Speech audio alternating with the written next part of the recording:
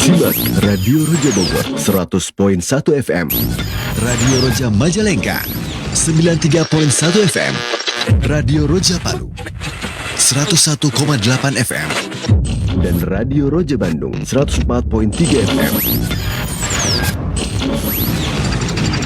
Menebar cahaya sunnah.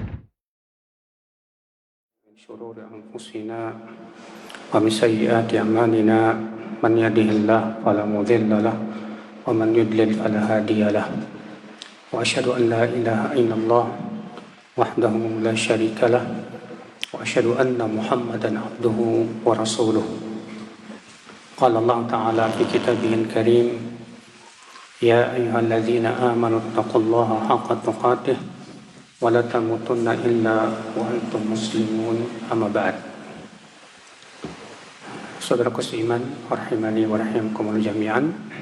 Alhamdulillah, kita bersyukur kepada Allah atas limpahan karunia dan nikmat, terutama nikmat iman dan nikmat Islam.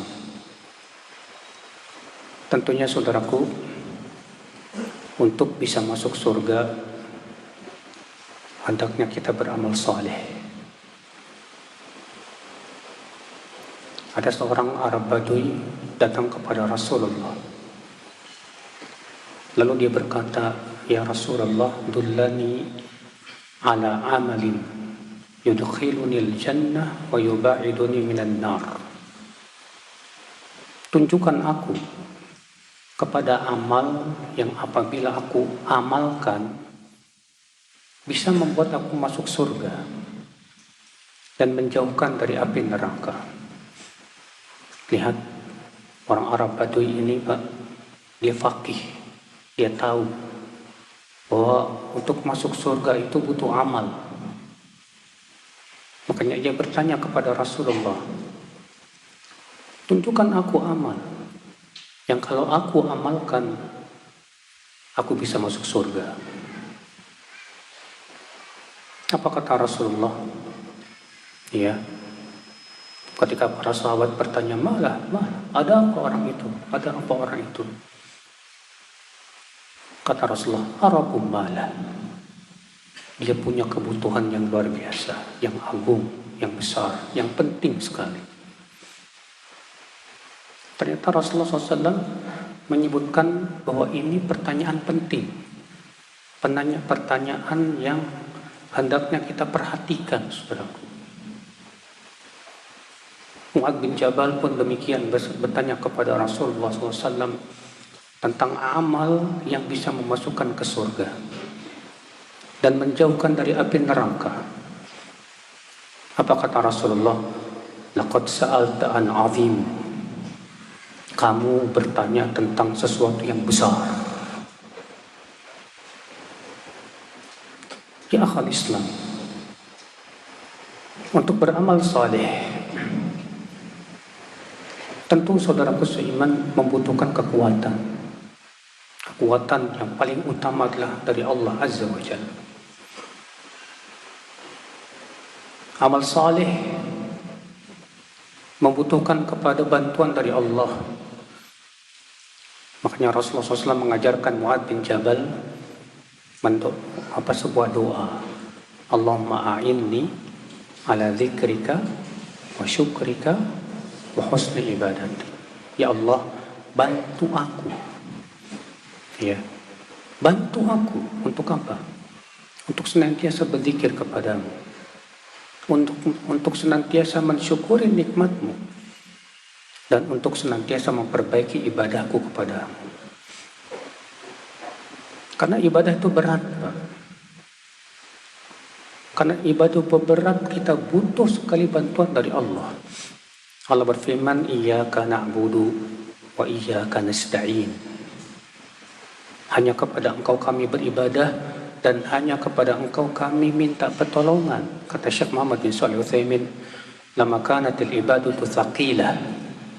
Ketika ibadah itu berat, ya, tahtaju ila aunin minallah, sangat butuh kepada bantuan dari Allah Subhanahu wa taala. Maka kita ucapkan wa iyyaka nasta'in. Dan hanya kepada Engkau ya Allah kami minta tolong, minta bantuan. Saudaraku seiman, rahimani wa rahimakumullah jami'an. Orang yang diberikan oleh Allah taufik untuk beramal saleh, wallahi ya akhi, ghanimah. Karena sesungguhnya amal saleh sesuatu yang agung di sisi Allah. Kenapa demikian? Karena amal soleh itulah ibadah. Kita hidup di dunia tujuannya untuk apa? Ibadah. Wa ma khalaqtul jinna wal insa illa liya'budun. Tidaklah aku ciptakan jin dan manusia kecuali untuk apa? Ibadah. Ibadah itu berbentuk apa? Amal soleh. Salat, zakat, puasa, haji, ya. Demikian pula berbagai macam amal soleh yang lainnya. Itulah ibadah, saudaraku seiman. Maka seorang mukmin sungguh sangat luar biasa ketika pikiran dia adalah bagaimana saya bisa beramal. Antum tahu, ternyata perbincangan para malaikat yang ada di langit tentang amal soleh. Imam Ahmad meriwayatkan dalam musnadnya, wa Rasulullah SAW bersabda, ra'aitu Rabbi al-barihata fi asani surah. Semalam aku bermimpi melihat Rabbku Allah dalam bentuk yang sangat indah. Faqala li, maka Allah berfirman kepadaku, ya Muhammad, atadri fima yakhtasimu fihi al-mala'ul a'la? Hai Muhammad, tahukah kamu apa yang sedang diperbincangkan oleh malaikat yang ada di langit sana? Kata Rasulullah, la adri ya Rabb, aku enggak tahu ya Allah. Fabada'a kaffahu baina katifai hatta wajadtu burdaha baina thadiyai. Maka Allah pun meletakkan tangannya di antara dua pundakku, kata Rasulullah, sehingga aku merasakan dinginnya di antara dua dadaku. Fa'alimtu ma fis sama'i wal ard. Maka saat itu aku langsung tahu apa yang terjadi di langit dan di bumi saat itu. Lalu Allah berfirman, hal tadri fima yakhtasimu fihi al-mala'ul a'la? Tahukah kamu hai Muhammad, apa yang sedang diperbincangkan oleh para malaikat yang ada di langit sana? Kata Rasulullah, na'am, adri ya Rabb, aku tahu ya Allah. Fil kafarat wad darajat, tentang amal yang menggugurkan dosa dan amal yang mengangkat derajat. Subhanallah. Ini para malaikat ngobrolinnya tentang amal soleh, tentang amal yang bisa menggugurkan dosa, tentang amal yang mengangkat derajat. Subhanallah. Betapa indahnya ketika yang kita pikirkan bagaimana saya bisa sholat dengan khusyuk. Betapa indahnya ya akhwal Islam ketika kita berpikir bagaimana saya bisa berpuasa sunnah, bagaimana saya bisa sholat tahajud, bagaimana caranya supaya saya bisa terus lisan saya berzikir kepada Allah Subhanahu wa Ta'ala. Ketika yang kita pikirkan itu ya akhwal Islam, sungguh itu pikiran yang mulia sekali. Betapa banyak manusia yang pikirannya kotor, Pak. Pikirannya hanya mikirin kuliner, mikirin traveling,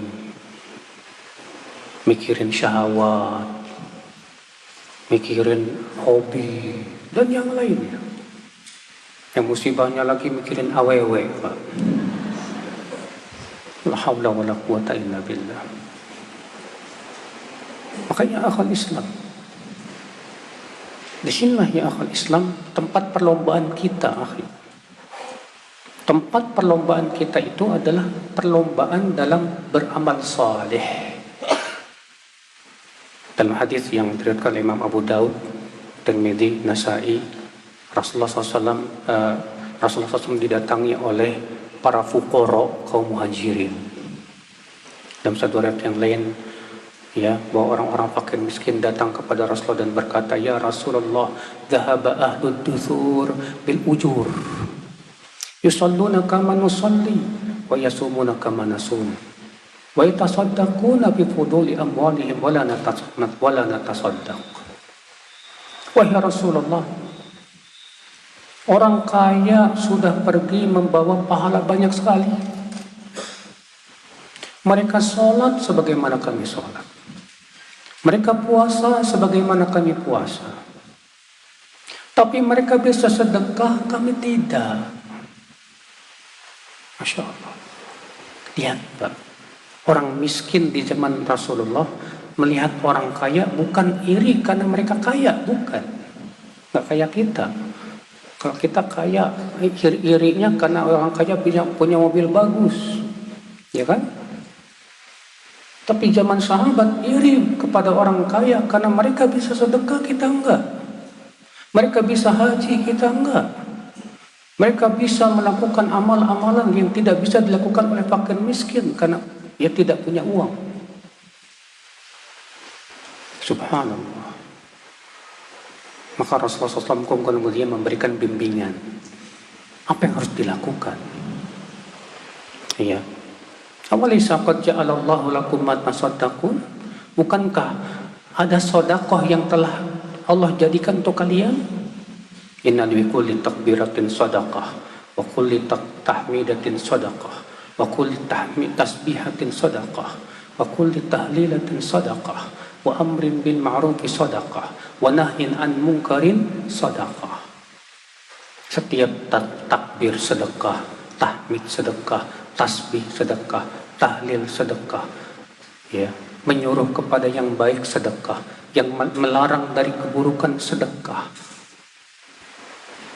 Dalam satu ayat yang lain, ala ukhbirukum bima tudrikuna bihi man sabaqakum wa tasbiquna bihi man ba'dakum. Maukah aku beritahu kepada kalian amal yang dengan kalian beramal itu kalian bisa mengejar orang-orang yang mendahului kalian dalam amal, dan kalian bisa mendahului orang-orang setelah kalian. Kata orang miskin, mau ya Rasulullah, apa itu? Baca setelah selesai sholat, subhanallah 33 kali, alhamdulillah 33 kali, Allahu Akbar 34 kali. Jika kalian rutinkan ini, kalian bisa mengejar orang-orang kaya itu. Rupanya orang miskin mengamalkan, Pak. Apa yang terjadi? Orang kaya tahu amalnya orang miskin, diamalin sama orang kaya. Orang miskin datang lagi ke Rasulullah. Rasulullah, orang kaya tahu amal kami, Rasulullah. Maka Rasul hanya tersenyum dan berkata, fadlullah yu'tihi man yasha. Karunia Allah yang Allah berikan kepada siapa yang Allah kehendaki. Coba Pak, kita ada nggak jiwa seperti ini, Pak? Jiwa berlomba-lomba. Coba periksa di hati kita ya Pak ya. Ketika antum melihat teman antum bisa hafal juz amma, ada rasa iri nggak di hati? Ketika antum melihat teman antum bisa puasa Daud, bisa puasa sunnah, ada nggak di hati kita iri? Kok dia bisa, masa saya nggak bisa ngalahin sih? Kalau nggak ada, berarti kita tidak ada pejiwa berlomba-lomba, nggak ada. Ya. Banyak di antara kita kalau masalah akhirat, udahlah cukup sholat 5 waktu juga. Tapi kalau masalah fulus, berlomba-lomba cari fulus, cari duit. Ya kebalik. Kalau masalah fulus kita disuruh qanaah, zuhud. Kalau masalah akhirat jangan qanaah. Berlomba-lomba kita dalam kehidupan akhirat, saudaraku sekalian. Karena tujuan hidup kita bukan di dunia, Pak. Tujuan hidup kita itu untuk mati. Setelah kematian ada kehidupan yang lebih panjang dari kehidupan dunia. Saudara seiman rahimani wa rahimakumullah jami'an. Nah ini, maka kita berusaha bagaimana kita berpikir untuk bisa beramal soleh. Ini Pak, pikirkan, jadikan pikiran kita kepada hal-hal seperti itu. Gimana saya bisa bersedekah? Bagaimana supaya bisa membantu kaum muslimin? Apa yang saya bisa lakukan untuk saya bisa bermanfaat untuk manusia? Saudaraku seiman, dari pikiran itulah Pak akan tumbuh niat. Dari niat itu akan tumbuh perbuatan. Biiznillah. Makanya kata Ibnu Qayyim apa? Aslu kulli khair wa aslu kulli syarr al-fikr. Sumber segala kebaikan, sumber segala keburukan adalah apa? Pikiran. Oh, gimana? Ya, dari pikiran muncul niat. Seorang istri ketika melihat kekurangan suami, lalu dipikirin aja kekurangan-kekurangan itu, akan berubah. Cintanya akan mulai menipis. Ketaatannya, baktinya kepada suami semakin berkurang. Dari mana? Pikiran. Seorang laki-laki ketika melihat perempuan, dipikirin aja, itu kok perempuan cantik banget ya. Lama-lama ada niat, pengen ngedeketin. Makanya pikiran ini kalau tidak dijaga, Pak, susah. Mengontrol pikiran itu, alhamdulillah, Allah berikan kepada kita bekal apa? Akal. Allah berikan akal itu tujuh, ya, di antara fungsinya untuk mengontrol, Pak. Coba kita kontrol, yang kita pikirkan ini bermanfaat apa enggak sih? Ya. Coba kita kontrol, yang hendak kita lakukan itu sesuatu yang diridhai oleh Allah atau tidak sih? Disitulah ya akhwal Islam, ya, fungsi daripada akal. Nah ini akhi, ya, sebagai dasarnya bahwasannya kita penting akhi selalu berpikir untuk memperbaiki amal saleh. Bagaimana beramal saleh? Karena itulah kata Ibnu Qayyim, tanda daripada hati yang sehat.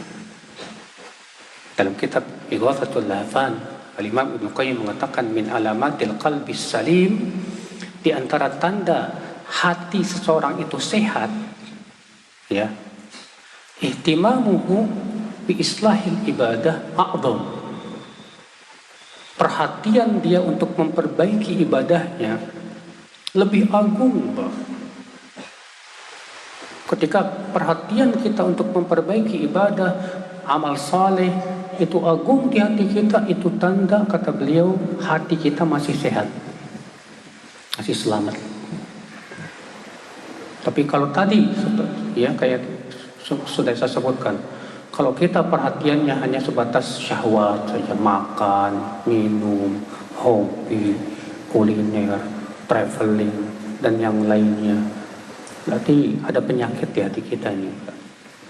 Kan tujuan kita bukan untuk itu kita hidup di dunia, Pak. Tujuan kita hidup di dunia buat apa tadi? Ibadah kepada Allah Subhanahu wa Ta'ala. Nah, kalau kita sudah beramal saleh, alhamdulillah, Allah berikan kepada kita taufik untuk beramal saleh, alhamdulillah, wallahi nikmat wallah. Ada tugas selanjutnya, menjaga amal. Menjaga amal, saudaraku seiman. Dan menjaga amal lebih berat, saudaraku. Pertanyaannya, Pak, menjaga amal dari apa dan supaya apa? Pertama, menjaga amal agar senantiasa langgeng. Menjaga amal agar senantiasa apa? Langgeng, kontinu, dan tidak putus di tengah jalan. Ini berat. Gimana caranya nih supaya antum sholat tahajudnya nggak putus, tiap malam terus bisa tahajud? Bagaimana caranya supaya puasa Senin Kemisnya terus bisa langgeng? Ini penting, Pak. Istiqomah di atas amal saleh itu berat, tidak mudah. Yang kedua, menjaga amal agar jangan dibatalkan pahalanya. capek-capek beramal, ternyata Allah batalkan amalnya gara-gara kita melakukan pembatal amal. Ini pun bahaya. Saudaraku seiman rahimani wa rahimakumullah jami'an. Jadi ini menjaga amal dari dua perkara ini. Menjaga amal untuk dua perkara. Yang pertama tadi apa? Menjaga amal agar langgeng. Yang kedua, menjaga amal agar jangan sampai dibatalkan oleh Allah Subhanahu wa taala. Saudaraku seiman rahimani wa rahimakumullah jami'an. Sebelum membahas dua ini, ya, Al-Imam Ibnu Qudamah dalam kitab Mukhtasar Minhajul Qasidin menyebutkan 3 kunci dalam beramal saleh. Beliau berkata, la yatimul amal, kullu amal la yatimu illa bi thalathati umur. Setiap amal tidak akan sempurna kecuali dengan 3. Setiap amal tidak akan sempurna kecuali dengan 3. Apa itu? Yang pertama, istijalu, segera, jangan ditunda.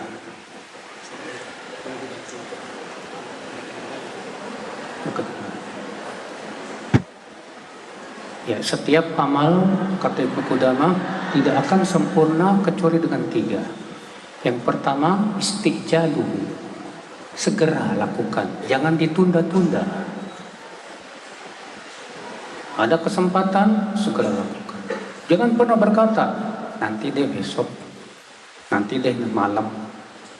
Karena penyakitnya amal itu ini, Pak. Ya. Yang kedua, istisgharu, kitmanu, sembunyikan, jangan diperlihatkan.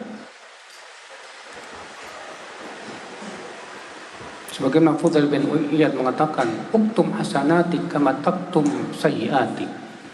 Sembunyikan kebaikan kamu sebagaimana kamu menyembunyikan keburukan kamu. Gak usahlah Pak kita perlihatkan amal soleh kita, apalagi update status segala. Lagi ngaji, lagi tawaf di Ka'bah, itu keren. Ya, update status lagi tawaf. Ya apa maksudnya kayak gini? Ya cuma pengen beritahu saja teman-teman, apa maksudnya? Salafus soleh dahulu menyuruh supaya kita menyembunyikan apa? Amal. Seperti menyembunyikan keburukan kita, bayangkan. Yang ketiga, istisgharuhu, yaitu menganggapnya sedikit gak banyak. Menganggap bahwa amal kita itu sedikit gak banyak. Kenapa? Supaya tadi amal kita ini terjaga. Sebab kalau antum merasa amalkan antum sudah banyak, Pak, takutnya ketipu. Oh, saya udah umroh 20 kali, udah haji 10 kali, tahajud tiap malam, sedekah banyak. Gak apa-apalah sekali-kali saya maksiat. Ketipu, akhirnya apa? Meremehkan maksiat. Pas maksiat, malaikat maut datang. Gimana coba? Matinya suul khatimah. Na'udzubillah min dzalik. Itu yang dikhawatirkan saudaraku seiman rahimani wa rahimakumullah jami'an. Jadi ini akhi, maka kita menjaga amal. Yang pertama tadi, bagaimana caranya supaya amal kita itu langgeng. Bagaimana caranya supaya amal kita itu langgeng terus, Pak, tidak putus di tengah jalan. Antum bisa setiap hari bisa khatam Quran 1 juz tiap bulan khatam, tiap bulan khatam, Masya Allah. Tentu saudaraku seiman, agar amal ini langgeng, yang pertama kita lakukan apa? Yang pertama kita lakukan saudaraku seiman, menjaga hati. Karena kekuatan amal tergantung kepada hati. Menjaga hati dari apa? Maksiat. Karena maksiat itu kata Ibnu Qayyim tud'iful qalb. Maksiat itu melemahkan hati. Hati kita jadi lemah gara-gara apa? Maksiat. Silakan antum survei para pelaku maksiat, apa mereka tahajud? Enggak.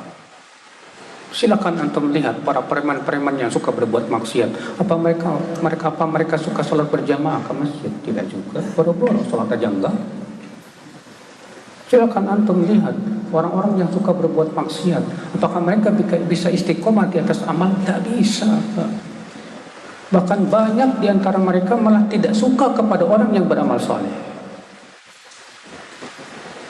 Akibat apa? Akibat maksiat, saudaraku seiman, rahimani wa rahimakum jami'an.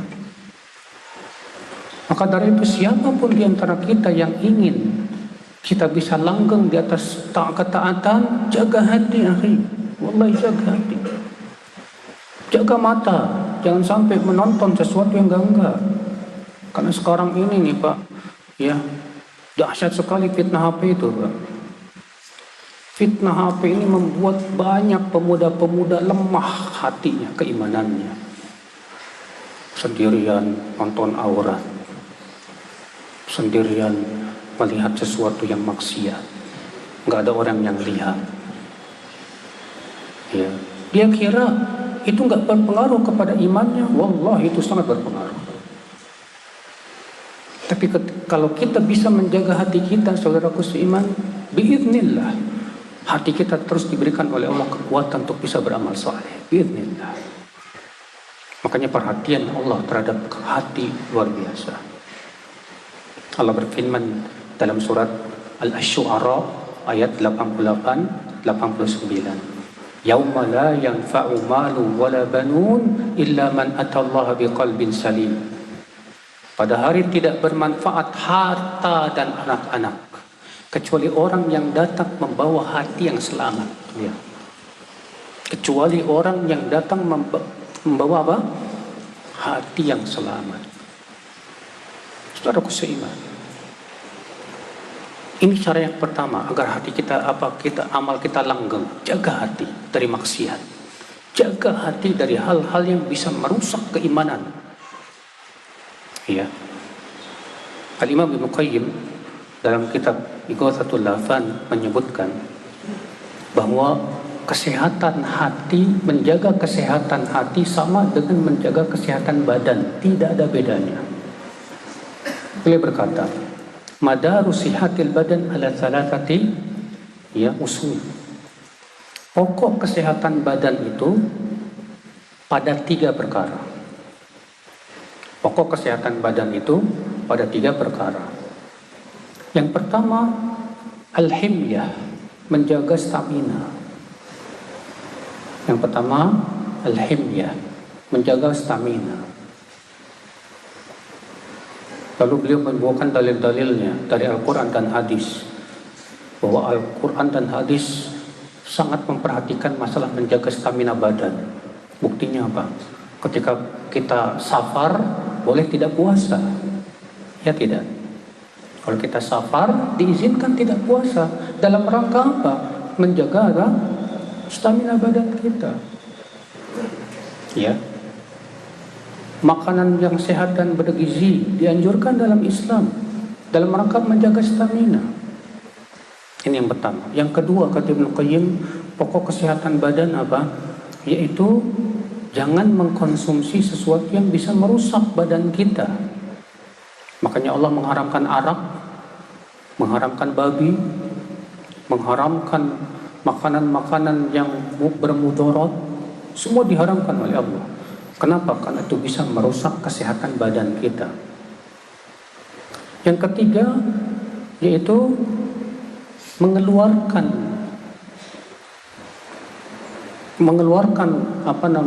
unsur yang rusak dari badan kita. Makanya Rasulullah SAW mensyariatkan apa, Pak? Bekam. Bekam itu mengeluarkan apa, Pak? Darah yang bergejolak. Ya. Rasulullah menganjurkan umatnya untuk muntah. Kata Ibnu Qayyim, di antara yang Rasulullah lakukan untuk menjaga kesehatan, muntah. setiap bulan itu untuk mengeluarkan ini. Ya. Demikian pula kata Ibnu Qayyim, disyariatkannya menikah untuk mengeluarkan apa? Syahwat. Karena kalau ditahan itu bisa merusak badan, Pak. Dengan menikah justru jadi sehat. Nah ini 3 poros kesehatan badan. Kata beliau, demikian pula hati. Demikian pula apa? Hati. Hati pun kesehatannya dengan 3 tadi. Yang pertama menjaga kesehatan hati, stamina-nya. Dengan apa? Beramal saleh. Amal saleh menjaga kekuatan hati kita. Yang kedua, jangan mengkonsumsi sesuatu yang bisa merusak hati, maksiat. Yang ketiga, mengeluarkan dosa yang ada di hati. Dengan cara apa? Taubat dan istighfar kepada Allah Subhanahu wa taala. Kata beliau, kalau kita lakukan 3 perkara ini, biiznillah hati kita sehat.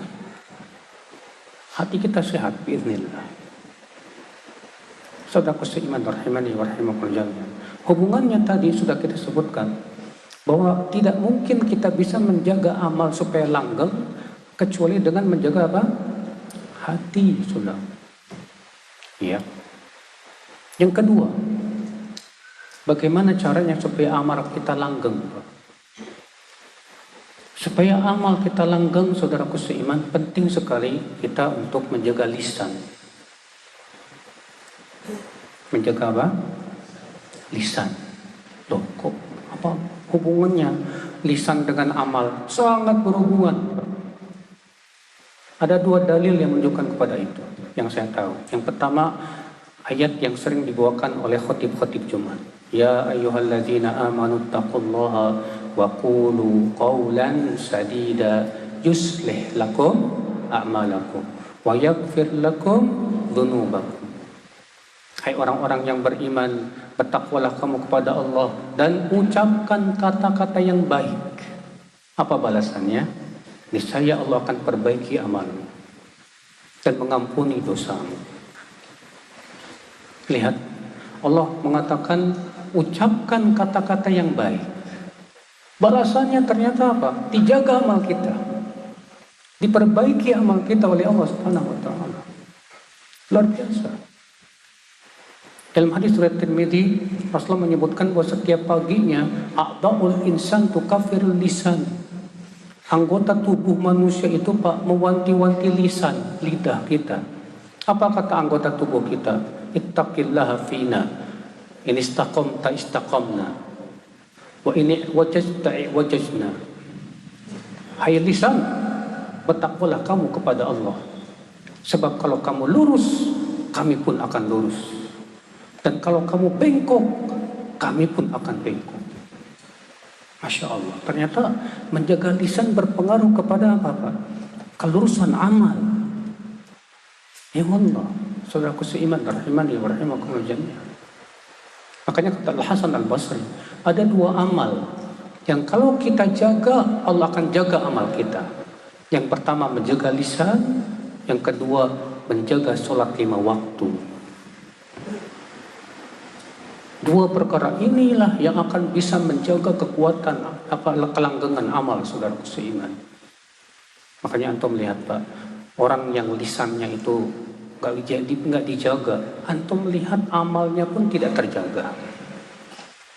Soalnya orang yang suka kerjaannya gibahin orang aja, utama buat ibu-ibu yang suka ngerumpi, ya. Itu biasanya Pak, kita lihat amalannya pun akan rusak.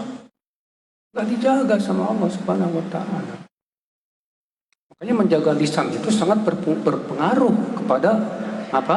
Anggota badan. Ya, amal saudaraku seiman rahimani wa rahimakumullah. Karena kan kalau antum lihat Pak, dosa-dosa lisan itu rata-rata gede loh Pak. Iya tidak? Dosa lisan apa aja? Dusta, dosa besar. Ghibah, dosa besar. mencaci maki orang, dosa besar. Ya, berkata tanpa ilmu. Para ulama mengatakan berkata tanpa ilmu hukum betul bola sumber berbagai macam kesesatan. Kata itu rahimani wa rahimakumullah jami'an. Ini yang kedua, agar amal kita bisa langgeng, jaga lisan. Iya. Yang ketiga, agar amal kita bisa langgeng, saudaraku seiman, butuh kita mujahadah. Mujahadah, berjihad, berjuang demi supaya amal kita itu bisa langgeng. Kenapa kita harus berjihad, Pak? Dan itu termasuk jihad melawan diri sendiri, Pak. Karena pertama, hawa nafsu manusia tidak suka kepada ibadah. Hawa nafsu manusia lebih suka kepada apa? Berleha-leha, bermalas-malas. Antum jam 3 mau bangun berat nggak, Pak? Berat, ya Allah. Melihat jam 3 ini kasur kok empuk banget rasanya. Ya, akhirnya setan datang, Pak. Malam masih panjang, gampang. Nanti bangun jam 3:30 bisa. Tidur 14, bangun-bangun subuh. Ya. Maka ya akhi, butuh mujahadah. Makanya disebutkan dalam hadis, ya, itsnan yu'jibullahu ilaihima. Ada dua orang yang Allah kagum sama dia. Ada dua orang yang dikagumi oleh Allah Subhanahu wa taala. Siapa, Pak? Yang pertama, orang yang bangun malam untuk tahajud. Dia tinggalkan syahwatnya, dia tinggalkan kenikmatannya. Maka Allah kagum kepada si hamba ini. Allah berfirman kepada malaikatnya, lihat hambaku itu, dia tinggalkan syahwatnya demi aku. Ya, aku kagum. Nah, di sini, Pak, butuh kita itu berjuang melawan syahwat, mujahadah, jihad melawan hawa nafsu, dan itu merupakan jihad yang paling dasar. Dalam hadis yang disahihkan oleh Syekh Albani dari hadis Abu Dzar yang dikeluarkan Ibnu Najjar, wa Rasulullah SAW sabda, afdalul jihad, jihad yang paling utama, antujahida nafsaka li ta'atillah, itu kamu menjihadi dirimu untuk menaati Allah Subhanahu wa taala. Dalam riwayat yang lain dengan lafaz al-mujahidu man jahada nafsahu li ta'atillah. Hakikat orang yang berjihad adalah yang menjihadi dirinya untuk menaati apa? Allah Subhanahu wa taala. Kenapa? Supaya kita bisa mujahadah, berjihad melawan hawa nafsu. Bagaimana caranya? Ini yang harus kita lakukan. Pertama, kata para ulama, untuk menjihadi diri itu, Pak, yaitu merayu jiwa. Sebagian ulama mengatakan jiwa kita itu bagaikan wanita yang harus dirayu. Antum suka ngerayu istri nggak? Merayu jiwa kita harus dirayu. Bagaimana cara merayu jiwa? Contoh begini, Pak. Ketika antum mau tahajud berat gitu, terus antum langsung merayu, hai jiwa, ya, coba kamu lihat betapa agungnya, ya, sholat tahajud. Tidakkah kamu pengen Allah kagum sama kamu, hai jiwa? Langsung kita rayu, Pak, supaya dia ada semangat gitu, Pak. Ini namanya istilahnya memotivasi diri, Pak. Ya, pentingnya akal Islam. Yang kedua, saudaraku, untuk mujahadah, berjihad melawan hawa nafsu, taruhku semen, penting kita untuk di akal Islam, saudaraku seiman, yaitu berilmu. Karena tidak mungkin kita mujahadah tanpa kita menuntut ilmu Allah Subhanahu wa taala. Ya akhal Islam, saudaraku seiman rahimani wa rahimakumullah jami'an. Nah ini akhi, ya. Jadi ini yang ketiga, supaya langgeng, penting kita butuh kepada mujahadah, berjihad melawan hawa nafsu. Yang atas sama sekali nggak dengar, jadi emang harus dengarkan yang ini sih. Oh. Sama sekali nggak bisa nyata. Iya. Apa saja? Tes. Yang atas dengar nggak? Iya.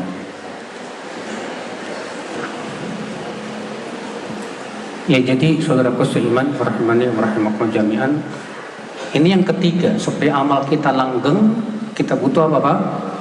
Berjihad melawan hawa nafsu, melawan keinginan-keinginan yang tidak sesuai dengan ibadah, keinginan-keinginan yang terlarang. Ya, kita soalnya kan suka punya keinginan-keinginan yang enggak Pak. Saat ibadah itu, saat baca Quran, setan datang, ya, ngingetin ini, ngingetin itu, akhirnya putus. Ketika sedang sholat, setan datang, mengingatkan ini dan itu. Kalau kita tidak berjihad untuk bisa khusyuk, untuk bisa tetap ya langgeng, gak bisa Pak. Dan mujahadah ini saudara seiman, rahimani wa rahimakumullah jami'an, butuh kesabaran Pak. Butuh sabar kita. Ya. Memang di awal-awal amal berat Pak, berat. Tapi subhanallah Pak, kalau antum terus sabar beramal, sabar, itu lama-lama Allah berikan kepada kita rasa manis Pak. Coba antum merasakan, di awal-awal baca Quran berat banget.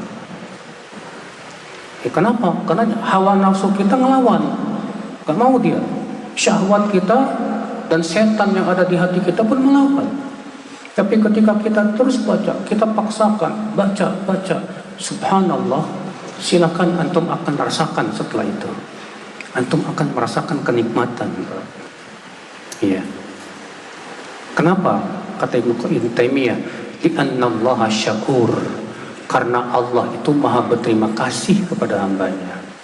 Maka sebagai terima kasihnya Allah kepada hambanya, yang dia terus berusaha langgeng di atas amalnya, Allah pun akan berikan kenikmatan dalam amal itu. Manisnya keimanan. Saudaraku seiman, rahimani wa rahimakumullah jami'an.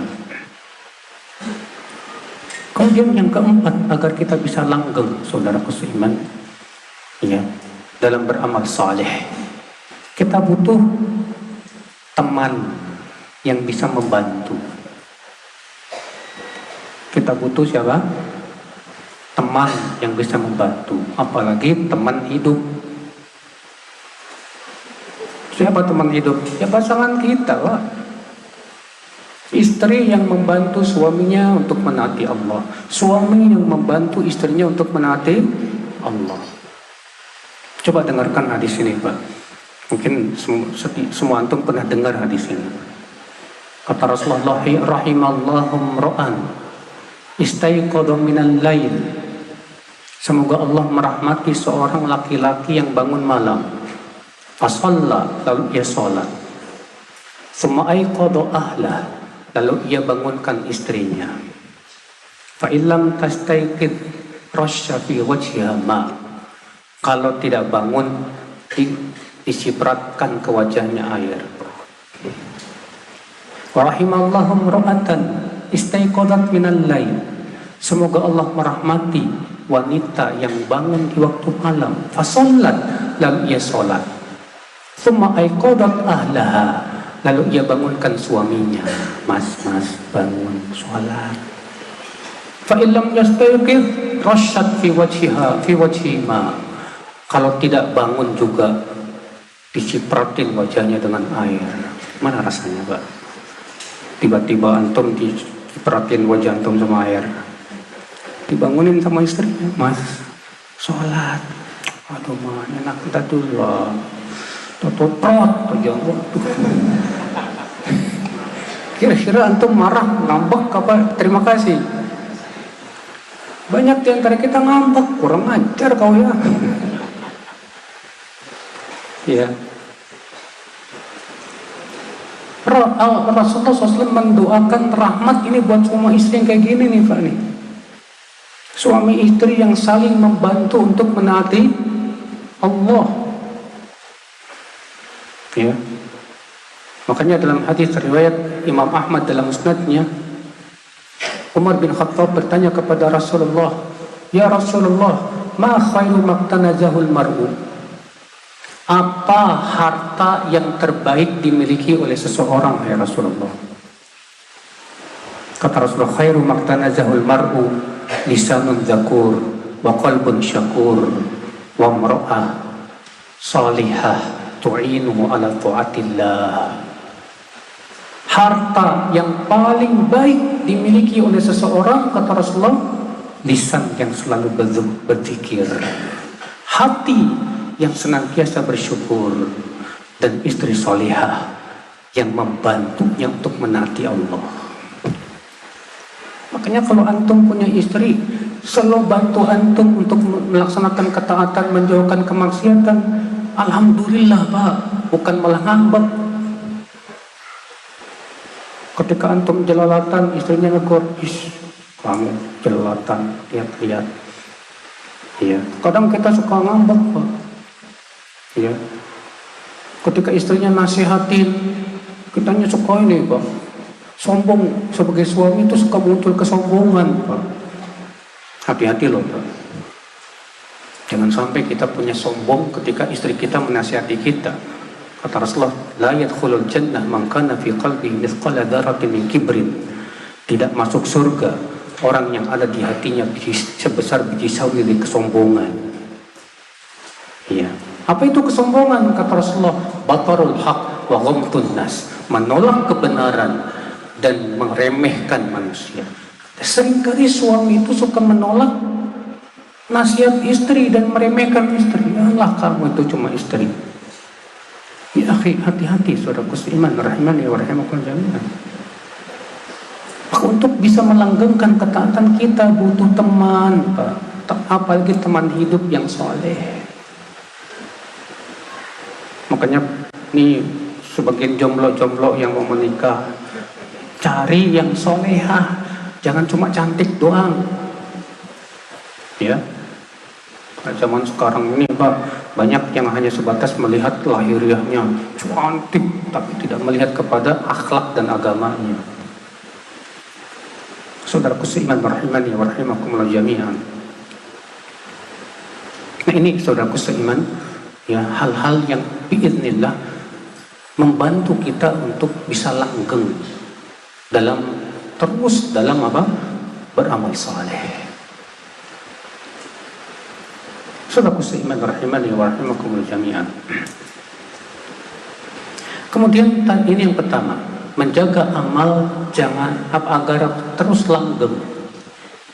Menjaga amal agar tidak terputus. Sampai kapan Pak kita menjaga amal agar terus langgeng? Sampai wafat. Allah berfirman apa? Wa'budu rabbaka hatta ya'tiyakal yaqin. Beribadahlah kepada Rabbmu sampai datang kepada kamu al-yaqin, kematian. Sampai datang kematian. Namun Pak, sudah kita sebutkan tadi cara-cara supaya menjaga agar amal kita langgeng. Tapi Pak, cara-cara ini akan gagal kalau kita terkena penyakit. Apa penyakitnya? Yang pertama, memperturutkan hawa nafsu. Kalau kita memperturutkan hawa nafsu, dijamin Pak, susah kita untuk langgeng, sulit. Ya. Memperturutkan keinginan, syahwat. Yang kedua, saudaraku seiman, terkena penyakit malas dan menunda-nunda amal.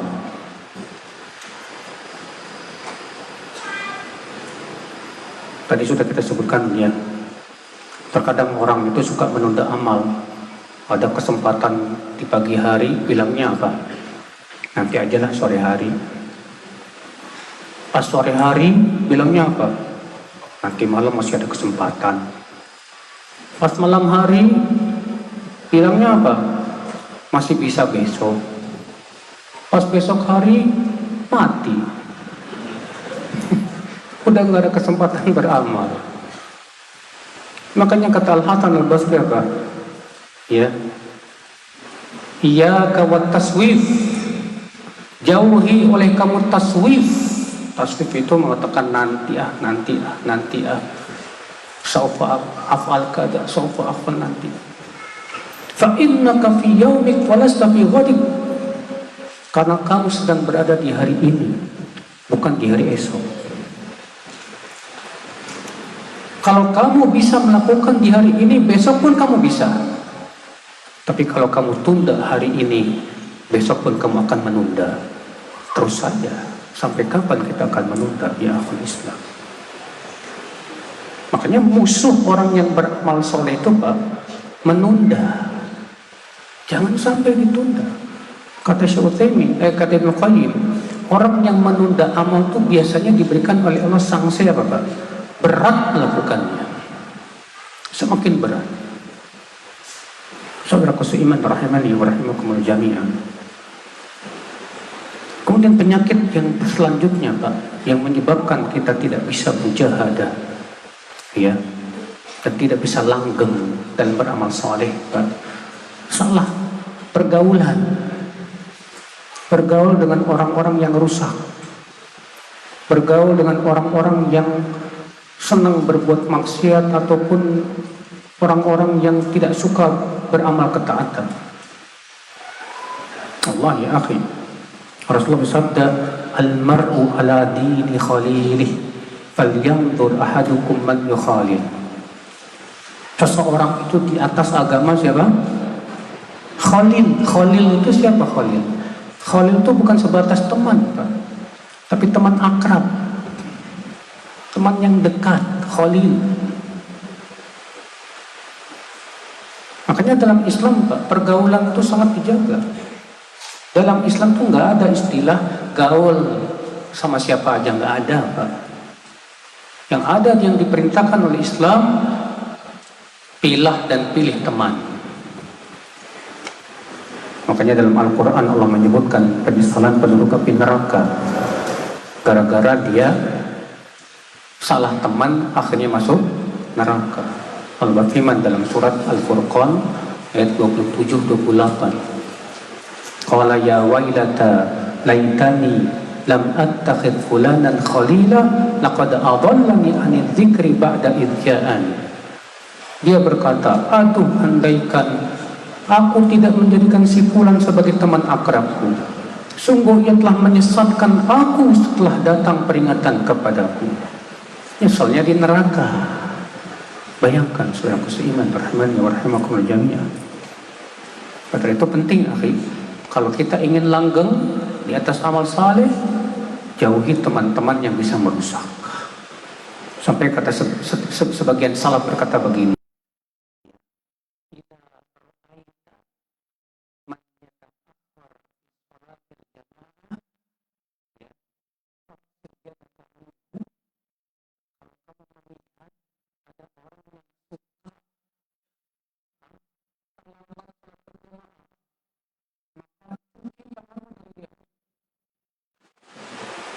Artinya kalau teman kita orangnya masbuk mulu tuh sholatnya, nggak pernah di sholat pertama, maka kata Rasulullah saleh, ini orang gak usah jadiin teman. Bahaya Pak. Coba kalau kita berteman sama dia, kita pun bakalan kayak dia tuh Pak, terlambat terus sholat nanti, terpengaruh saudaraku seiman rahimani wa rahimakumullah jami'an. Makanya penting Pak, ya ingat masalah teman itu sangat berpengaruh dalam langgengnya apa? Amal kita saudaraku seiman rahimani wa rahimakumullah jami'an. Kemudian yang kedua yaitu menjaga amal agar tidak dibatalkan. Allah ya akhi, yang paling ditakutkan oleh orang yang beramal soleh itu amalnya dibatalin. Capek-capek beramal tapi ternyata dibatalkan oleh Allah Subhanahu wa taala. Bagaimana caranya supaya amal kita tidak dibatalkan? Tentu Pak, wajib kita belajar apa saja yang bisa membatalkan apa? Amal. Karena yang membatalkan amal itu banyak ternyata Pak. Ini yang dikhawatirkan saudaraku seiman. Apa pembatal amal? Yang pertama syirik. Syirik membatalkan amal. Kalau syirik itu syirik besar, maka itu membatalkan seluruh amal. Allah berfirman, la in asyrakta la yahbatanna amaluk. Jika kamu berbuat syirik, maka batal amalmu. Pelajari, dan ini wajib setiap muslim belajar masalah apa itu syirik, bagaimana warna-warni syirik. Karena sesungguhnya siapa yang mati di atas syirik haram masuk surga, Pak. Allah berfirman, innahu man yusyrik billah faqad harramallahu alaihi jannah. Sesungguhnya siapa yang mempersekutukan Allah, syirik yang dimaksud di sini syirik besar ya. Sesungguhnya siapa yang mempersekutukan Allah itu mati di atas syirik, faqad harramallahu alaihi jannah. Sungguh Allah haramkan surga atas dia. Diharamkan. Saudaraku seiman rahimani wa rahimakumullah. Demikian pula syirik kecil. Syirik kecil pun membatalkan amal yang terkena syirik apa? Kecil tersebut. Syirik kecil contohnya apa? Riya. Kapan riya membatalkan amal? Kapan riya membatalkan amal? Ketika muncul sebelum beramal dan sedang beramal. Adapun setelah selesai beramal, kata Syekh Utsaimin apa? La tadur, tidak berpengaruh. Artinya munculnya riya setelah selesai beramal itu tidak berpengaruh. Riya itu berpengaruh ketika muncul sebelum dan sedang. Antum sebelum beramal udah muncul keinginan, dia pengen dipuji orang. Atau misalnya di awal amal bersih hati kita, alhamdulillah, ikhlas. Di tengah amal ketika sedang beramal muncul riya, khalas batal. Karena itu saudara seiman, riya itu membatalkan amal ketika dia munculnya sebelum atau sedang beramal. Hati-hati. Itu kalau tidak ditahan. Adapun kalau kita tahan, kita berusaha untuk tolak, maka insya Allah itu tidak berpengaruh apa-apa. Saudaraku seiman, rahimani wa rahimakumullah jami'an. Nah sekarang setelah beramal tadi disebutkan riya tidak berpengaruh, Pak. Tidak. Antum misalnya baca Quran, ketika sedang baca Quran ikhlas, masya Allah, alhamdulillah. Setelah selesai beramal soleh, selesai baca Quran, udah selesai. Pokoknya antum tahu ada yang dengerin suara antum bagus, terus dia bilang masya Allah suara antum bagus ya, karena suka. Muncul loh riya, maka seperti ini tidak berpengaruh. Kenapa? Karena dia munculnya setelah apa? Beramal soleh. Kata Syekh Utsaimin rahimahullah, tidak berpengaruh. Yang berpengaruh setelah selesai beramal apa? Ujub. Ujub. Kata Syekh Utsaimin apa? Wal ujubu yuhbitul amal. Dan ujub itu membatalkan amal. Antum habis sholat tahajud nih, terus melihat teman antum tidur ke tahajud, terus antum meremehkan, dia nggak sholat, apa dia itu, saya sholat tahajud ini. Muncul rasa ujub tuh. Maka kata apa Ibnu Qayyim apa, amal yang disertai ujub tidak akan naik kepada Allah, percuma. Ya, sebagian salaf berkata, lebih baik aku tidak tahajud tapi paginya aku menyesal daripada aku tahajud tapi setelah itu aku ujub. Karena amal yang disertai ujub setelahnya tidak akan naik kepada Allah Subhanahu wa taala. Mengerikan saudaraku seiman, rahimani wa rahimakumullah jami'an. Kadang kita ini suka muncul ujub, Pak, karena merasa kita sudah berilmu. karena sudah hafal Quran 30 juz. Melihat orang yang baru hafal 1 juz, kecil. Hati-hati mas, itu mas. Ada orang yang udah ngaji 10 tahun, pas melihat yang baru ngaji setahun, junior saja ini, saya seniornya. Ya akhi, apa seperti itu tujuan ngaji? Tujuan ngaji bukan jadi sombong Pak dan ujub. Just tujuan ngaji itu biar semakin tawadu, semakin merunduk seperti padi, semakin menguning semakin apa? Merunduk. Seperti itu harusnya. Nah ini semakin lama ngaji semakin sombong, gimana coba? Merasa dirinya, misalnya akad merasa dirinya bercadar, melihat yang gak bercadar, akhirnya kumpulnya sama yang bercadar doang, yang gak bercadar dicuekin, seakan-akan yang gak bercadar tuh makhluk alam lain. Ya haula wala quwwata illa billah. Apa ini? Apa seperti itu tujuan bercadar?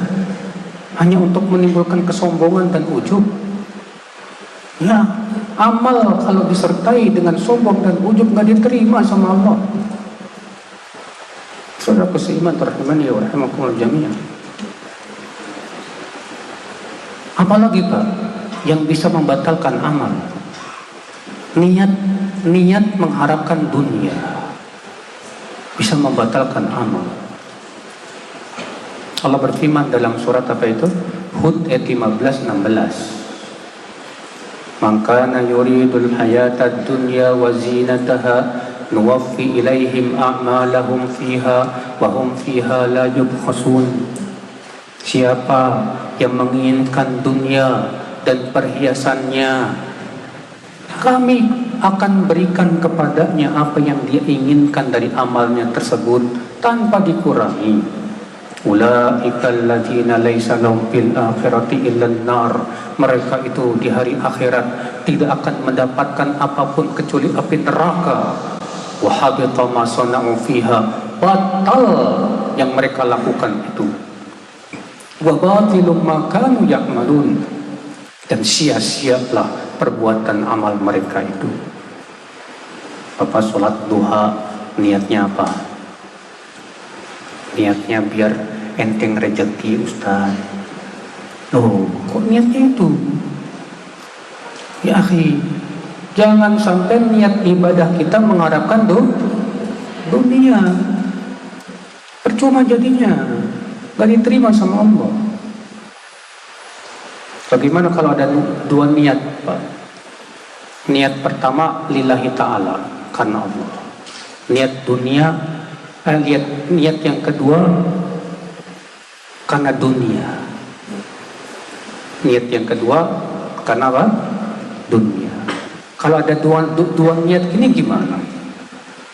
Ikhtilaf para ulama. Namun yang rajih dilihat mana yang paling dominan. Kalau yang lebih kuat dominan adalah karena Allahnya, dapat pahala. Kalau yang paling dominan adalah karena dunianya, dapat dosa. Kalau 50-50 gimana? Hah? Seimbang, 50-50 Pak. Karena Allahnya 50%, karena dunianya 50%. Kata Imam Suyuti apa? Tasaqata, berguguran. Nggak dapat dosa, nggak dapat pahala. No. Sebagian ulama mengatakan tetap dapat dosa.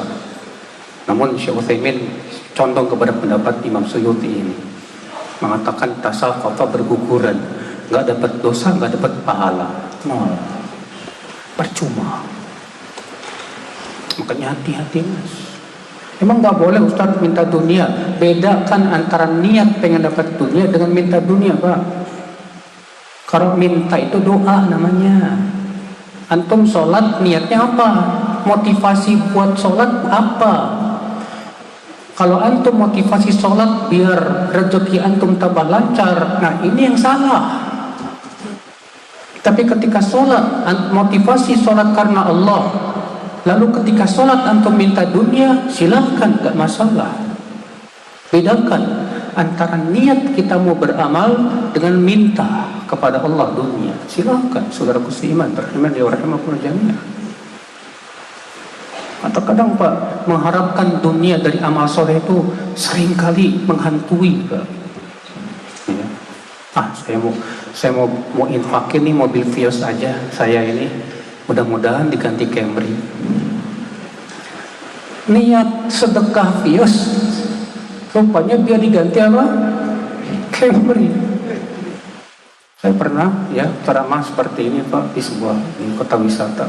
Setelah selesai kajian ada bapak bilang begitu, Ustaz, kok pas banget sama saya sih Ustaz katanya. Saya kemarin menginfakkan mobil Vios saya, biasanya pengen digantiin Camry. Saya tanya, diganti nggak apa sama Allah? Enggak sih. Ya itu Pak, sudah nggak dapat pahala belum tentu diganti, ruginya 2 kali. Ya, nah ini saudaraku seiman, rahimani wa rahimakumullah jami'an. Mengharapkan dunia dari amal soleh itu bahaya Pak, bisa merusak amal kita, pahalanya habis nanti Pak, nggak diterima sama Allah Subhanahu Wa Taala. Dan banyak lagi tentunya hal-hal yang bisa membatalkan amal kita. Karena waktunya sudah habis, kita buka tanya jawab. Bagi yang mau bertanya dipersilahkan. Nah.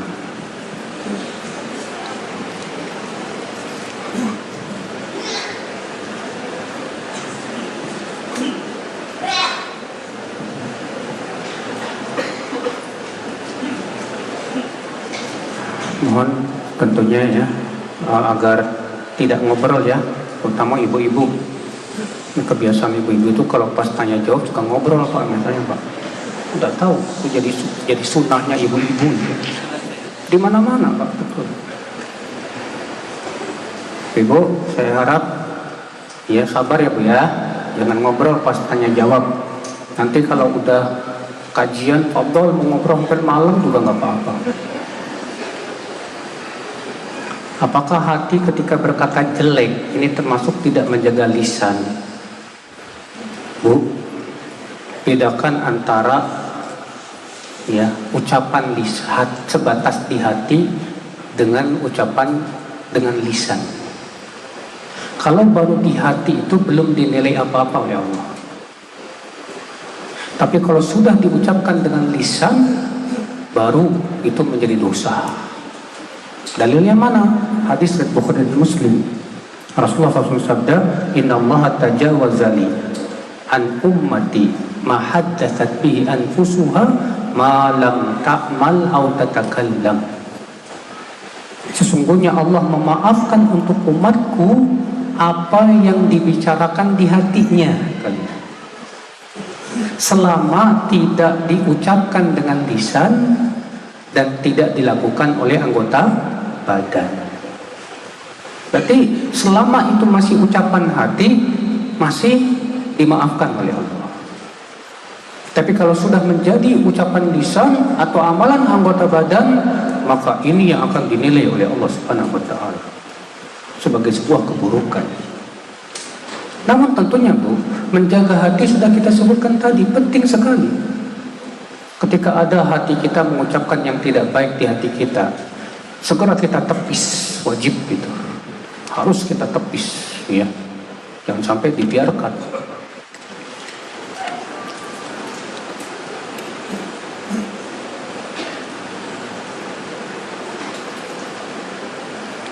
Ketika ada yang order pesan makanan sama kita, ternyata makanan itu untuk acara Natalan, bolehkah kita sanggupi Ustaz? Kalau kita tahu bahwa itu untuk acara hari raya mereka, maka yang lebih baik tidak. Karena Allah berfirman, wala ta'awanu 'alal itsmi wal 'udwan. Jangan saling tolong-menolong dalam dosa dan permusuhan. Kalau kita tidak tahu, maka jangan nanya. Ini buat acara apaan? Jangan. Ini menyusahin. Ya.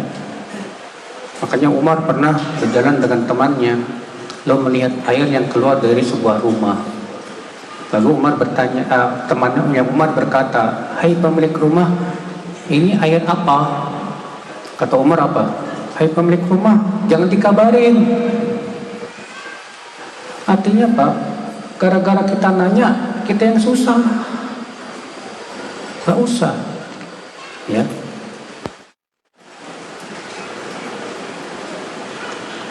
Bolehkah kita menerima hadiah dari orang yang bekerja sebagai rentenir? Kalau kita tahu 100% pekerjaannya itu dari itu, gak boleh. Tapi kalau kita tahu dia punya usaha lain selain itu, yang halal, kita lihat lebih banyak mana usaha dia, hasil yang halal atau yang haram. Maka kalau ada dugaan kuat lebih banyak usaha yang halalnya, tak apa-apa. Ya, Allahu a'lam.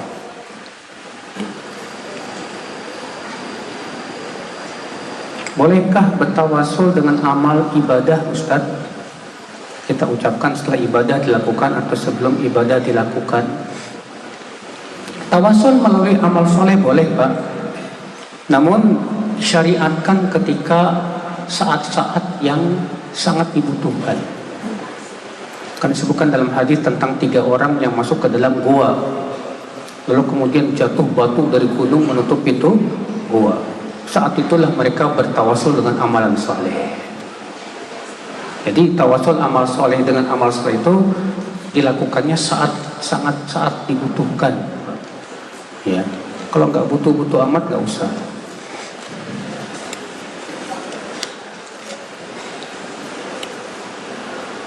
Bolehkah merapikan makam agar tidak ditumpang tindih oleh jenazah lain selain keluarga, Ustaz? Gak apa-apa, silakan aja. Asal tidak memplester. Karena Rasulullah SAW naha an tajsisil qabr. Rasulullah SAW melarang memplester apa? Kuburan. Sebatas merapikan aja nggak ada larangan. Tapi kalau sampai diplester, ditulisi, itu semua dilarang oleh Rasulullah SAW. Dikasih lampu, ya.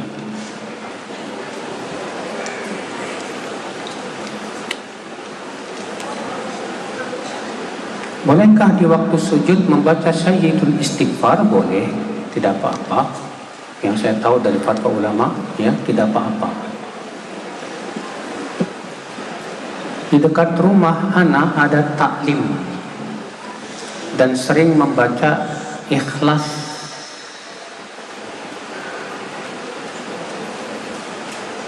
Apa ini? Ikhlas.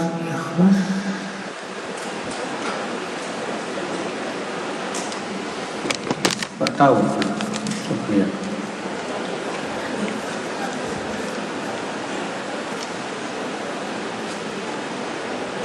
Apa benar azan subuh di Indonesia lebih cepat 20 menit? Ini masalah ikhtilaf, Pak, di kalangan para ulama. Syekh Albani menilai subuh sekarang itu terlalu cepat, 25 menit, Pak. Sementara masyayikh yang lain mengatakan tidak, sudah tepat. Ya. Maka kalau antum ingin memastikan, silakan antum berkemah di gunung atau pergi ke laut, lihat sendiri oleh antum. Betul enggak? Ya. Tapi harus paham dulu mana fajar kadhib dengan mana fajar sodik. Fajar kadhib seperti apa, fajar sodik seperti apa, kita harus paham. Sebab jangan sampai menilai fajar kadhib sebagai fajar sodik. Ya. Tapi dan kalau memang mau hati-hati misalnya, nggak apa-apa, antum undur qomatnya 25 menit. Banyak ya di masjid-masjid teman-teman kita itu mengundur iqomahnya 25 menit. Ya, sebagai kehati-hatian, gak masalah, silakan aja. Iya, kalau saya sih, saya kan ya suka pergi ke gunung, suka pergi ke laut, ya melihat sendirilah bagaimana subuh itu, Pak. Iya, ya bisa dikatakan nggak terlalu tepat lah Pak. Ya, seringnya nggak tepat. Ya, kadang mundur 10 menit baru kelihatan. Di waktu-waktu tertentu terkadang sampai 20 menit baru kelihatan. Dan terkadang tepat. Saya pernah di sebuah pegunungan itu pas mendengar adzan subuh langsung melihat fajar shadiq, berubah langsung dari fajar kajib ke fajar shadiq itu. Saat berubah, wah ini benar tepat ini. Ternyata tidak bisa kita hukumi. Makanya ya kalau mau hati-hati ya silakan aja diundur.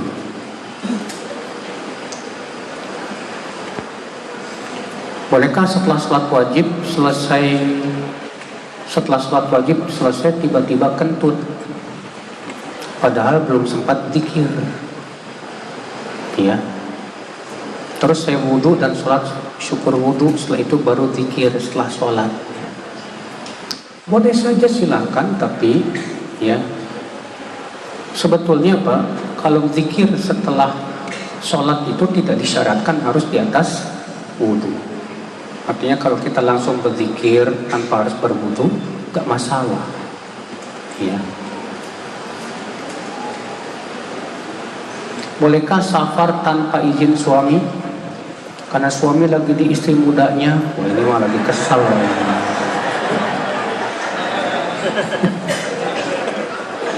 Bu, hanya karena suami ibu kawin lagi, jangan sampai menghalalkan segala cara ya. Safar tanpa mahram itu haram. Rasulullah sabda la yahillu limra'atin tu'minu billahi wal yawmil akhir an tusafir yawm wa laylah illa ma'adhi mahram. Tidak halal bagi wanita yang beriman kepada Allah dan kehidupan akhirat untuk safar sejarak sehari semalam kecuali bersama apa? Mahram. Wajib Bu, harus dengan mahram dan harus izin suami. Harus izin suami. Kalau suami nggak mengizinkan nggak boleh.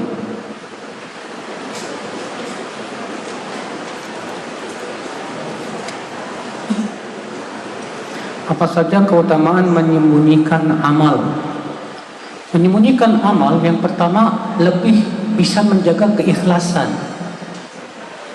Ya. Sehingga kita bisa ikhlas.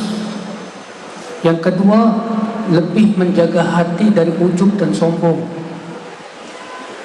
Yang ketiga, lebih menjaga hati dari cinta kepujian. Terkadang orang senang dipuji Pak. Kata Ibnu Qudamah, cinta pujian itu pintu menuju ria. Ya.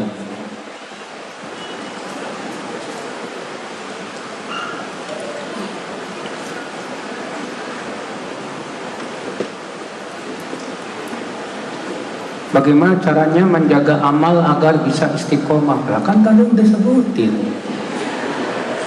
Menjaga supaya amal kita langgeng. Langgeng itu ya istiqomah. Mungkin baru datang kali. Bagaimana kedudukan hadis membaca surat Al-Waqiah di pagi hari? Dhaif kata Syekh Albani, bahkan dhaif jiddan.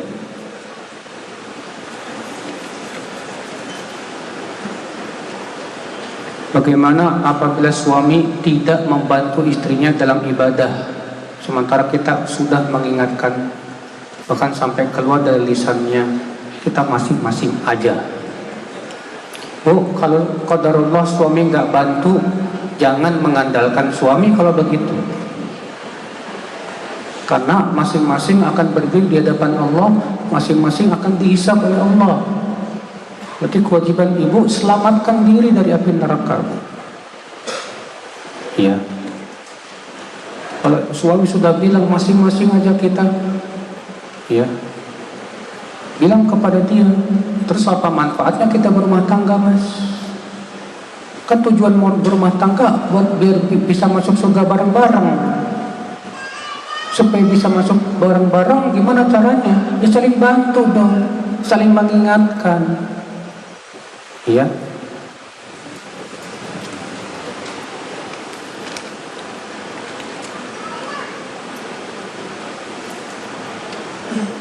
Kenapa ya sesama jamaah yang lebih harta tidak peka dengan jemaah yang kurang mampu? Bahkan jika kita minta tolong, pasti semua jawabannya jangan minta-minta. Dan jemaah yang sedang kesulitan tidak bisa menampakkan atas apa kesulitannya, padahal orang tersebut sangat membutuhkan. Rasulullah SAW ya melarang minta-minta sahih. Namun Rasulullah memberikan pengecualian, illa ma la budda minhu, dalam riwayat yang sahih begitu. Kecuali kalau dia memang terpaksa harus minta-minta karena sangat butuh. Karena sangat butuh, terpaksa kita harus minta. Maka boleh minta kalau memang sangat butuh. Yang kedua, kita sebagai orang kaya, Pak, yang punya duit, harus peka. Ketika melihat teman kita ini kelihatan butuh, jangan nunggu dia minta. Ya, seorang muslim itu, Pak, berpikir bagaimana dia bisa bantu saudaranya. Karena kata Rasulullah SAW dalam hadis yang dihasankan oleh Syekh Al-Albani, ahabbun nas ilallah anfa'ahum linnas. Manusia yang paling dicintai oleh Allah, yang paling bermanfaat untuk manusia. Gak masalah, ya. Antum memang kalau sangat butuh banget, akhirnya antum terpaksa ngomong ke teman antum yang punya duit, afwan akhi, ana qadarullah lagi butuh banget. Kalau bukan karena butuh banget, ana gak bakal minta-minta. Barangkali antum bisa bantu ana, gak masalah. Ya, kalau memang sudah terpaksa gimana lagi?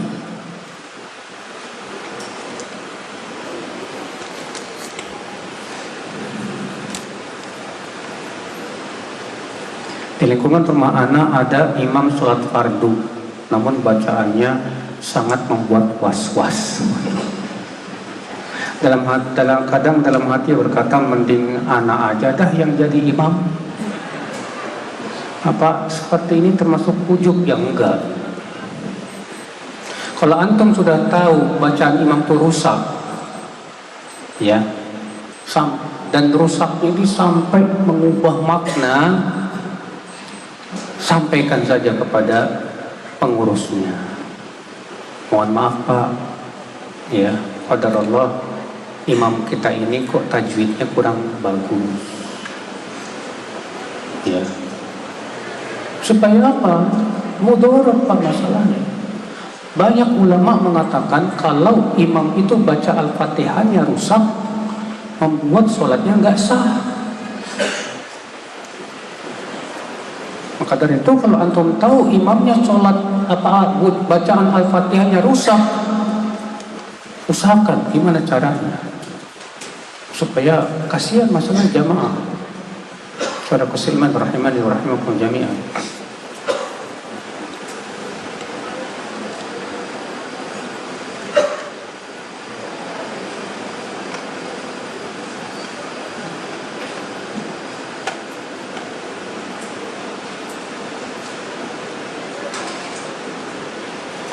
Bagaimana caranya orang kaya biar bisa zuhud?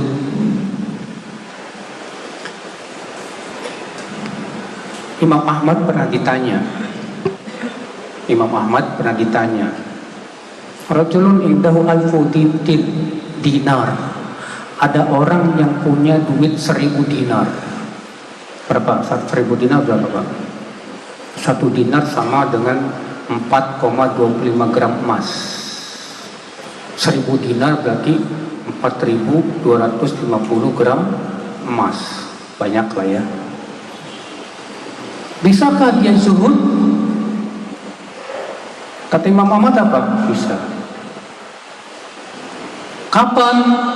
Ketika uangnya berkurang, tidak terpengaruh hatinya. Ketika uangnya berkurang, hatinya tetap tidak terpengaruh, berarti dia zuhud.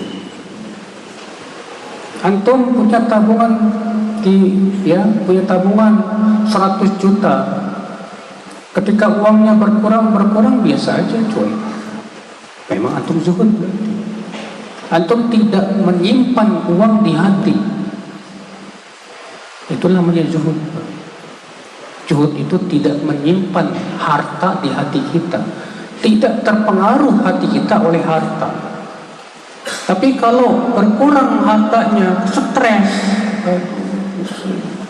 berarti antum tidak zuhud.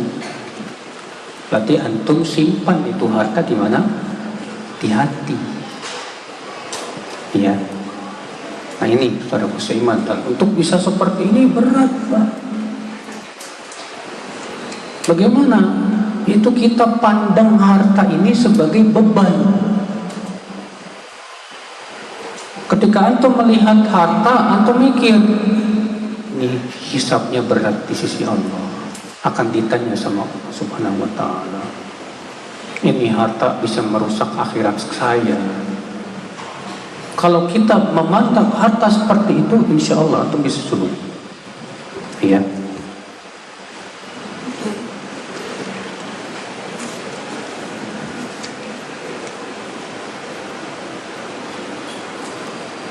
Bagaimana menepis rasa ngantuk di saat membaca Al-Quran?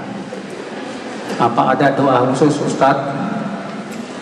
Rasulullah SAW aja nganjurin kalau lagi sholat tahajud ngantuk tidur. Lagi baca Quran ngantuk bobo aja Pak. Udah bobo tidur seger baca Quran lagi. Sebab ngantuk itu pertanda apa? Badan kita butuh istirahat. Tapi ini Ustaz kebiasaan dia baca Quran ngantuk. Padahal istirahat sudah cukup. Ya udah kalau gitu antum langsung pergi cuci wajah antum. Cuci wajah antum, ya, gerak-gerak stretching apa untuk menghilangkan kantuk, lanjutkan lagi baca Quran. Ya.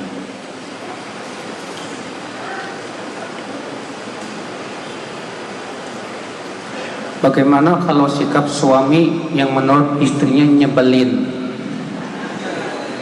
Misal istri bersikap dingin atau cuek aja. Apakah istri tetap dikategorikan dosa? Ya, dosa. Jangan sampai seorang istri membuat suaminya itu marah kepada dirinya. Habis dia nyebelin, Ustaz, nyebelinnya dia sama kamu itu kesalahan dia, dosa dia antara Allah. Jangan dibalas nyebelin dengan nyebelin. Memang berat Pak. Tapi kalau hati kita ikhlas mengharapkan wajah Allah saja dan berpikir yang penting saya masuk surga, saya mau jadikan suami saya sebagai alat untuk masuk surga saya. Saya yakin kalau ibu bagus akhlaknya sama suami, insya Allah suami gak bakal nyebelin sama. Iya.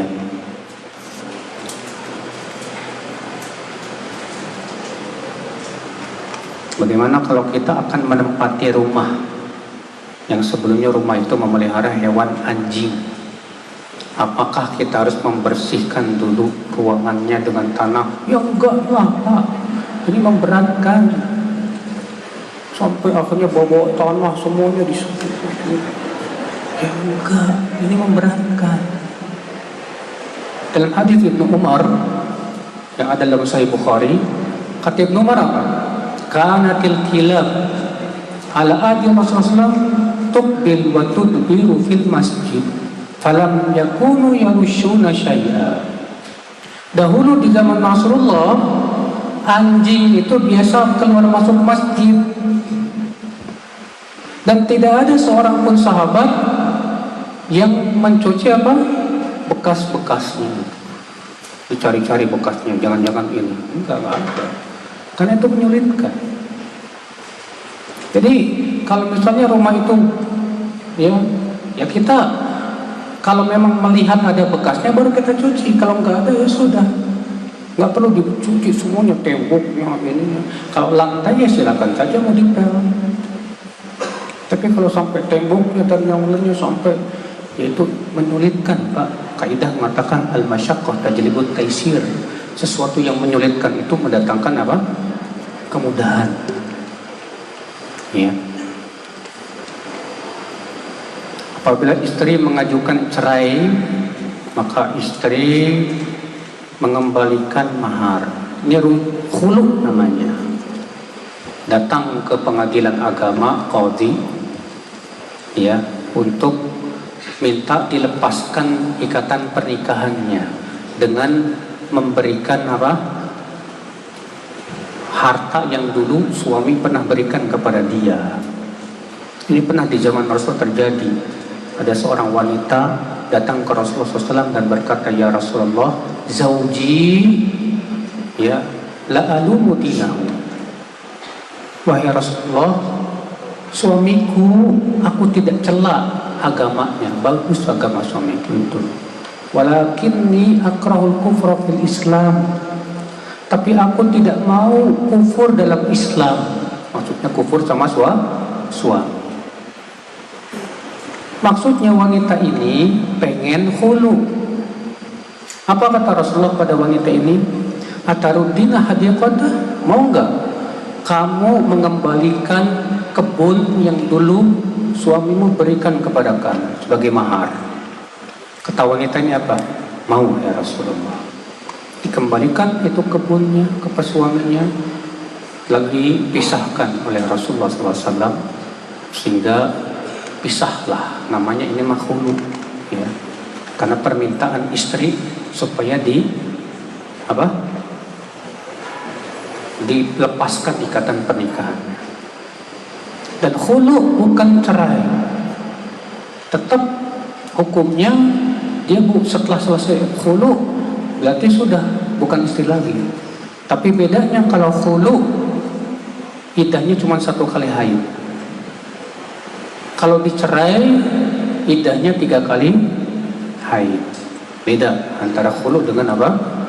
Talak, ya. Kita sebagai makmum, imam telah membaca Al-Fatihah. Setelah membaca Al-Fatihah, imam membaca doa yang kita tidak ketahui. Apakah sholat kita sah, Ustaz? Setelah membaca Al-Fatihah, imam membaca doa yang tidak diketahui. Mungkin maksudnya dia saktah, diam. Karena dalam mazhab Syafi'i disyariatkan diam setelah baca Al-Fatihah sebelum baca surat. Mungkin maksudnya pertanyaan dia ini kali ya. Memang terjadi khilaf para ulama tentang saktahnya imam ada berapa. Sebagian mengatakan 3.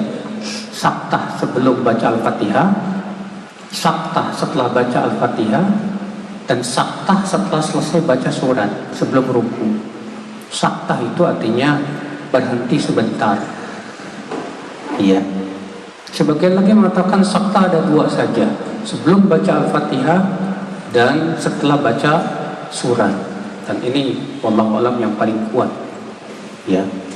Karena saktah setelah baca Al-Fatihah riwayatnya lemah, tidak sahih.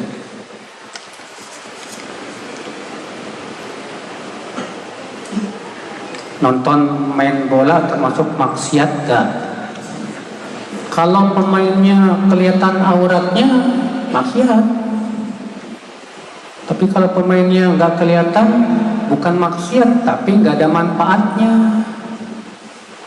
Ya, nggak ada manfaatnya. Kamu, tim kesayangan kamu menang, kamu juga gak dapat hadiah. Cuman hore gitu aja. Apa manfaatnya? Dapat pahala enggak? Dapat ilmu enggak? Dapat apapun enggak? Ya. Yang lebih baik apa? Tinggalkan. Min husni islamil mar'i tarkuhu ma la ya'ni. Tanda Islam seseorang itu bagus, meninggalkan sesuatu yang tidak apa? Bermanfaat.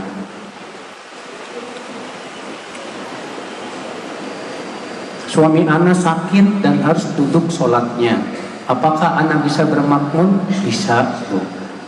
Dan apakah anak harus duduk? Sunnahnya duduk. Karena Rasulullah pernah menjadi imam dalam keadaan duduk karena sakit. Dan ternyata para sahabat di belakang berdiri. Maka Rasulullah berisyarat duduk. Makanya pada duduk semuanya. Iya, tapi hukumnya sunnah kata para ulama, karena di akhir hayat Rasulullah SAW ketika sakit, Rasulullah jadi imam menggantikan Abu Bakar, ya. Namun Rasulullah tidak menyuruh untuk duduk. Wallahu a'lam. Demikian, wabillahi taufiq. Assalamualaikum warahmatullahi wabarakatuh.